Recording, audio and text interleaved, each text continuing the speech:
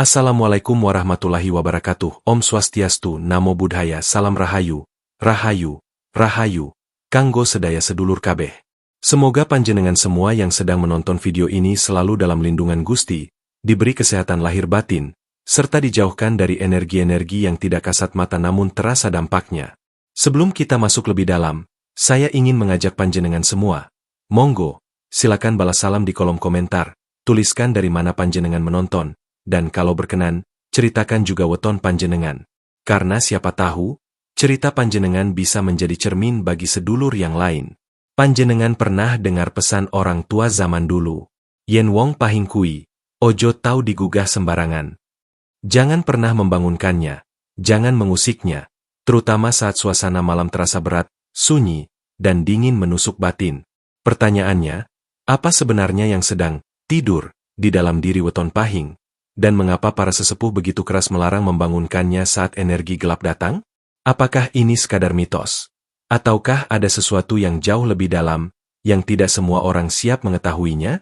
Tetaplah bersama saya, karena pembahasan ini bukan untuk menakut-nakuti, melainkan untuk mengingatkan dan menyadarkan.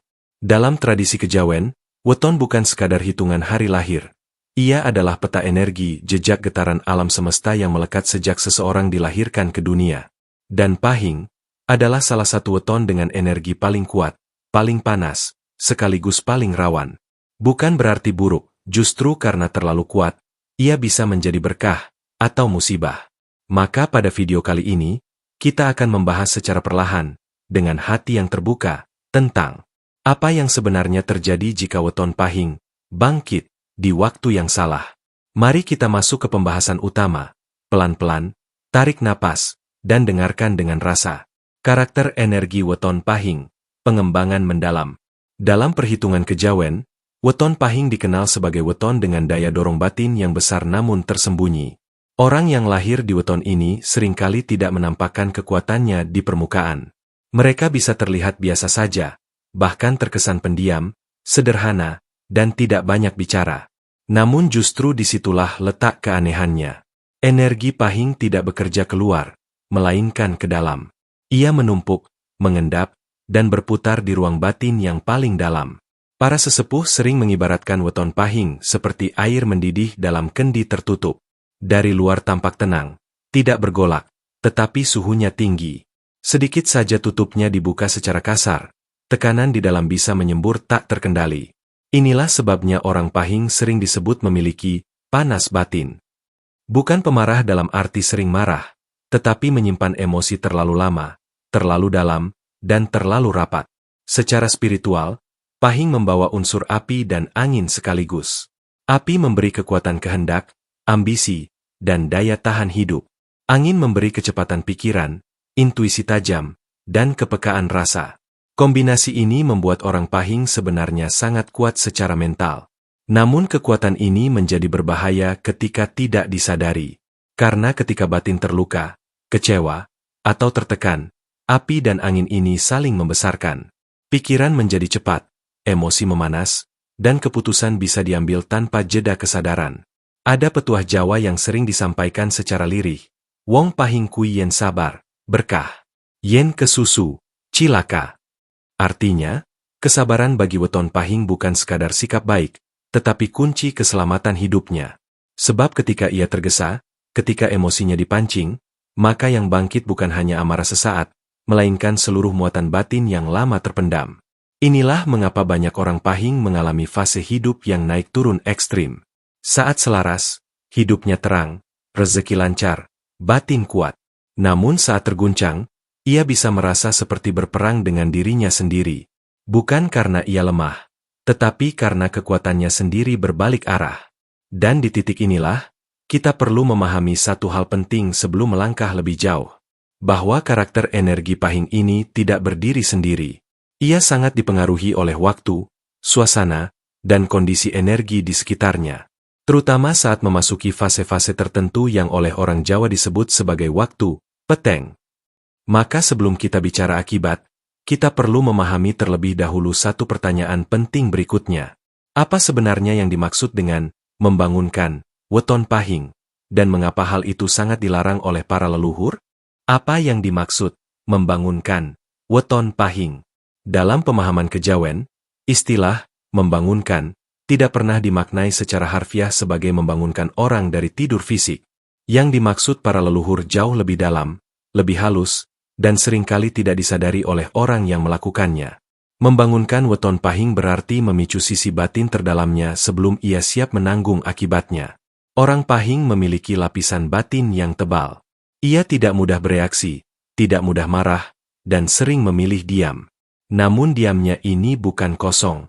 Di dalamnya tersimpan banyak hal, luka lama, kekecewaan yang tidak diucapkan, niat yang dipendam, bahkan kemarahan yang ditahan demi menjaga keadaan tetap tenang. Ketika seseorang memaksa orang pahing untuk bereaksi, dengan kata-kata tajam, tekanan, penghinaan, atau desakan emosional, maka itulah yang disebut digugah. Sesepuh Jawa menyebut kondisi ini sebagai ketekan ngantin jeblok. Tertekan sampai akhirnya meledak. Dan ledakan ini jarang kecil, karena yang keluar bukan hanya respon atas satu peristiwa, melainkan akumulasi dari banyak peristiwa yang belum selesai. Maka sering kita melihat, orang pahing bisa tampak tenang bertahun-tahun, lalu dalam satu momen berubah drastis. Ucapannya menjadi tajam, tindakannya ekstrim, dan setelah itu sering disertai penyesalan mendalam. Membangunkan juga bisa terjadi dari dalam diri sendiri. Ketika orang pahing memaksa dirinya mengambil keputusan besar saat batin sedang panas. Ketika ia menekan diri untuk kuat padahal sedang rapuh. Ketika ia menolak beristirahat secara batin. Dalam kondisi ini, ia seperti membangunkan api di dalam dadanya tanpa memberi arah. Api itu tidak punya saluran, sehingga membakar ruang batin itu sendiri. Ada juga bentuk membangunkan yang lebih halus, namun dampaknya panjang. Misalnya mengungkit masa lalu yang menyakitkan di waktu yang salah, mengorek rahasia batin yang belum sembuh, atau memancing emosi di saat malam, ketika kesadaran menurun dan intuisi bekerja tanpa kendali. Bagi weton pahing, waktu-waktu seperti ini sangat rawan, karena batas antara sadar dan tidak sadar menjadi tipis.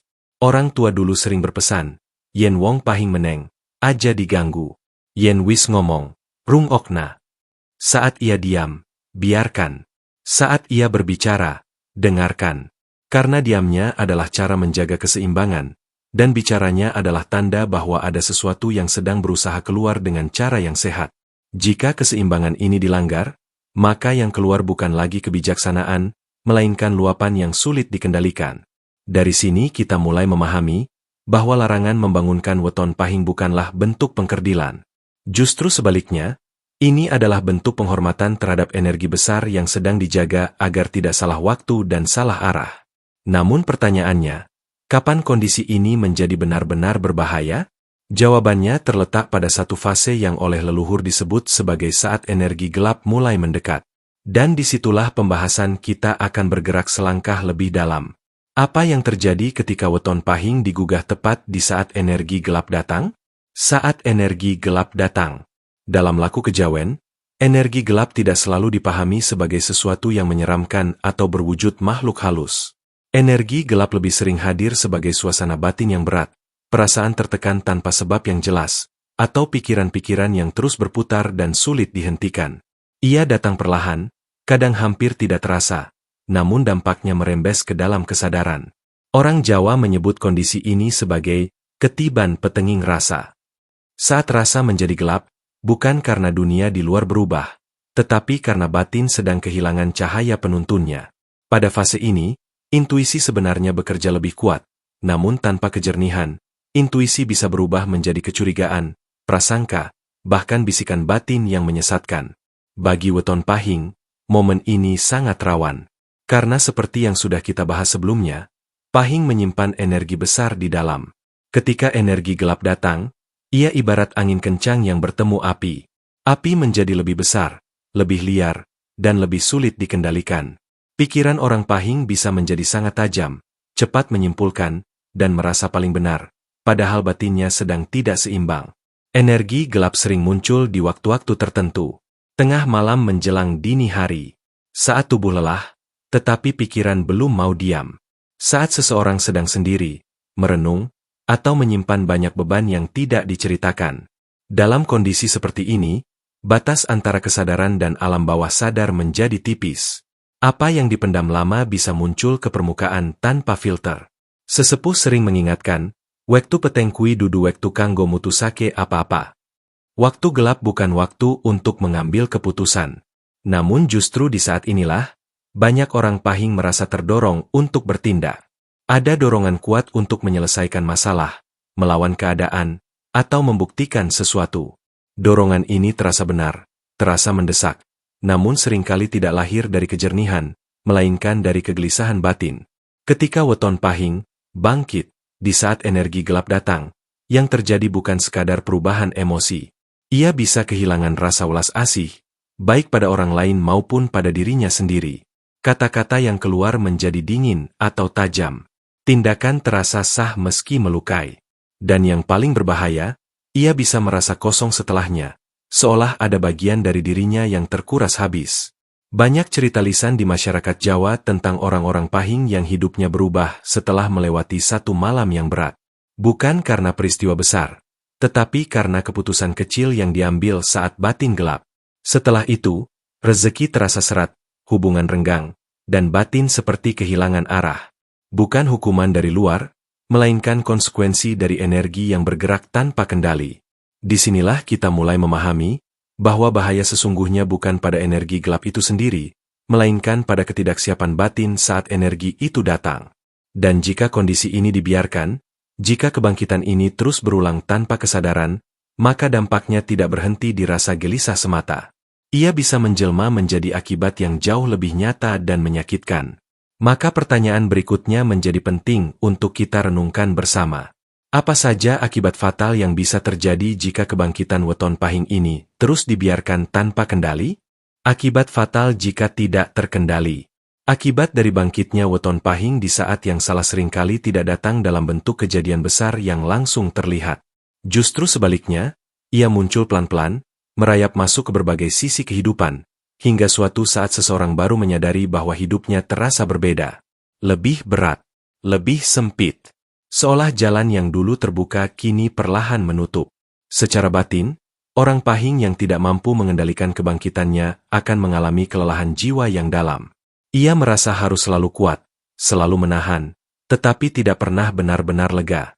Tidur tidak nyenyak, pikiran terus bekerja, dan rasa cemas muncul tanpa sebab yang jelas.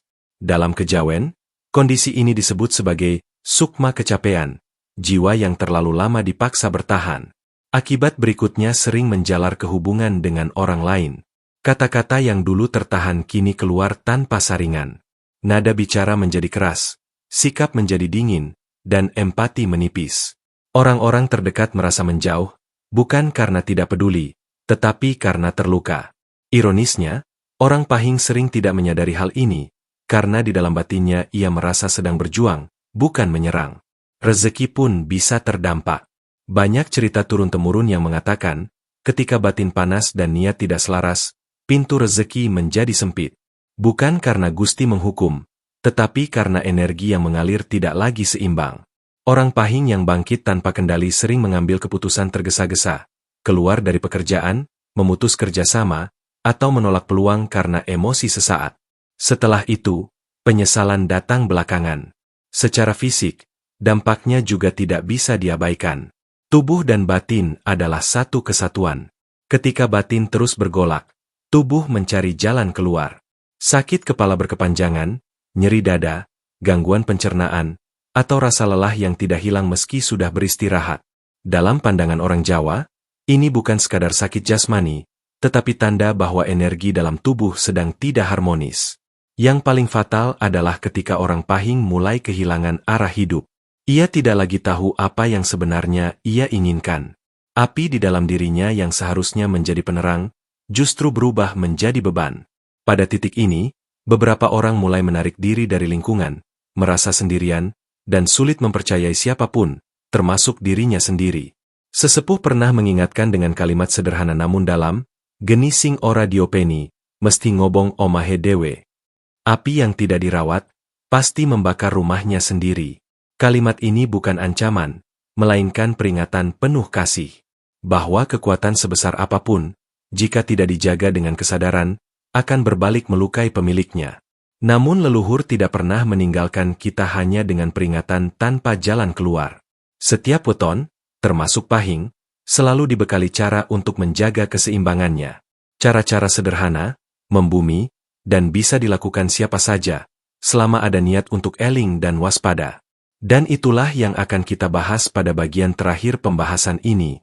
Bagaimana cara menjaga weton pahing agar tidak terbangunkan di waktu yang salah, dan bagaimana menyalurkan energinya agar menjadi berkah, bukan bencana? Cara menjaga agar tidak terbangunkan. Para leluhur Jawa tidak pernah melihat weton pahing sebagai sesuatu yang harus ditakuti. Justru sebaliknya, weton ini dipandang sebagai titipan kekuatan besar yang perlu dijaga dengan laku hidup yang tepat. Kuncinya bukan menekan diri, bukan mematikan api di dalam, melainkan mengelola dan mengarahkan energi tersebut agar tetap selaras dengan rasa dan kesadaran. Laku pertama yang paling utama adalah belajar mengenali tanda-tanda batin sendiri. Orang pahing perlu peka terhadap perubahan suasana hatinya. Saat mulai mudah tersinggung, pikiran terasa penuh, atau dada terasa sesak tanpa sebab. Itu adalah isyarat untuk berhenti sejenak. Bukan memaksakan diri untuk kuat, tetapi memberi ruang pada batin untuk bernapas. Dalam kejawen, ini disebut ngendhakake rasa, menurunkan panas batin sebelum berubah menjadi api besar. Laku kedua adalah menjaga tutur kata. Orang pahing memiliki kekuatan kata yang tajam. Sekali keluar, sulit ditarik kembali. Maka para sesepuh selalu mengingatkan agar orang pahing belajar menunda bicara saat emosi. Diam bukan berarti kalah. Diam adalah cara memberi waktu pada batin agar kata-kata yang keluar nanti tidak melukai. Pepatah Jawa mengatakan, cangkem iku lawang saka becik lan ala. Mulut adalah pintu bagi kebaikan dan keburukan. Laku berikutnya adalah mendekat pada unsur penyeimbang, terutama air dan alam. Banyak orang pahing merasa lebih tenang saat berada di dekat sungai, laut, hujan, atau bahkan sekadar mandi dengan niat membersihkan batin. Air dalam tradisi Jawa bukan hanya membersihkan tubuh, tetapi juga meredam panas rasa. Alam membantu menarik energi berlebih agar kembali ke titik seimbang. Selain itu, tirakat ringan sangat dianjurkan. Tidak harus berat atau ekstrim.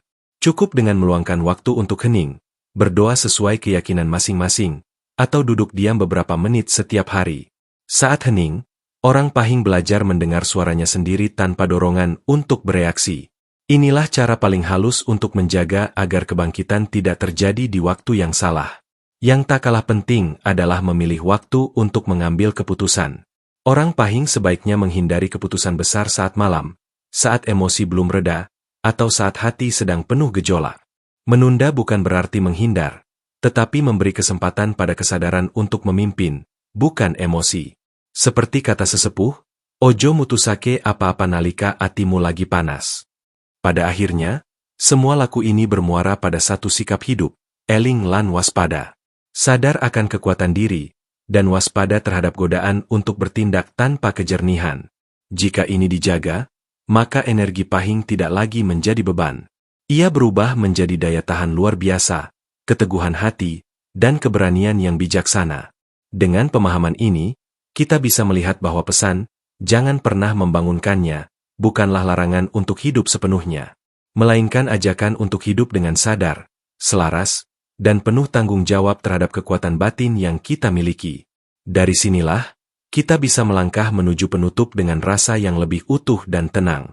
Kesimpulan merawat api, menjaga cahaya. Dari seluruh pembahasan tadi, kita sampai pada satu pemahaman penting, bahwa weton pahing bukanlah tanda bahaya, bukan pula beban hidup. Ia adalah api kehidupan yang diberikan dengan kadar lebih besar dibanding weton lain. Api ini bisa menjadi penerang jalan, penguat tekad, dan penjaga ketahanan batin. Namun api yang sama, jika dibiarkan menyala tanpa arah, bisa membakar ruang hidup pelan-pelan, tanpa suara, tanpa tanda yang jelas. Larangan para leluhur tentang, jangan pernah membangunkannya, sejatinya adalah pesan kasih. Pesan agar kita tidak sembrono dengan kekuatan batin sendiri. Pesan agar kita belajar membaca waktu, membaca rasa, dan membaca kondisi diri sebelum bereaksi. Karena tidak semua dorongan harus diikuti, dan tidak semua perasaan harus segera diluapkan. Weton Pahing mengajarkan satu laku hidup yang halus namun dalam, menang tanpa meledak, kuat tanpa melukai, dan tegas tanpa kehilangan welas asih. Ketika seseorang pahing mampu menjaga ini, hidupnya akan terasa lebih tertata. Bukan tanpa masalah, tetapi lebih mampu menghadapi masalah tanpa kehilangan diri sendiri. Maka jika panjenengan yang menonton video ini merasa memiliki weton pahing, atau hidup bersama orang pahing, jangan terburu-buru menilai. Belajarlah mendengar diamnya, menghormati jedanya. Karena di balik ketenangan itu, ada kerja batin yang tidak ringan. Dan ketika ia dijaga dengan kesadaran, energi besar itu justru menjadi penopang hidup yang luar biasa. Saya ingin menutup dengan satu falsafah Jawa yang sederhana, namun syarat makna. Ngerti sak durunge ngerti, lan meneng sak durunge tumindak. Memahami sebelum merasa paling tahu, dan diam sebelum bertindak. Jika panjenengan merasa pembahasan ini menyentuh, atau mungkin seperti sedang diingatkan oleh sesuatu dari dalam diri, jangan diabaikan. Bisa jadi itu adalah panggilan untuk lebih eling, lebih lembut pada diri sendiri, dan lebih bijaksana dalam mengelola rasa. Monggo, jika panjenengan berkenan, tekan tombol like sebagai tanda dukungan. Subscribe agar kita bisa terus berjalan bersama dalam pembahasan-pembahasan batin dan spiritual kejawen. Dan tuliskan di kolom komentar, pengalaman panjenengan sebagai weton pahing, atau cerita tentang orang terdekat yang memiliki karakter ini. Siapa tahu, cerita panjenengan menjadi penguat bagi jiwa lain yang sedang belajar memahami dirinya. Saya pamit undur diri. Salam Rahayu. Semoga kita semua selalu diberi kejernihan rasa, ketenangan batin, dan keseimbangan hidup.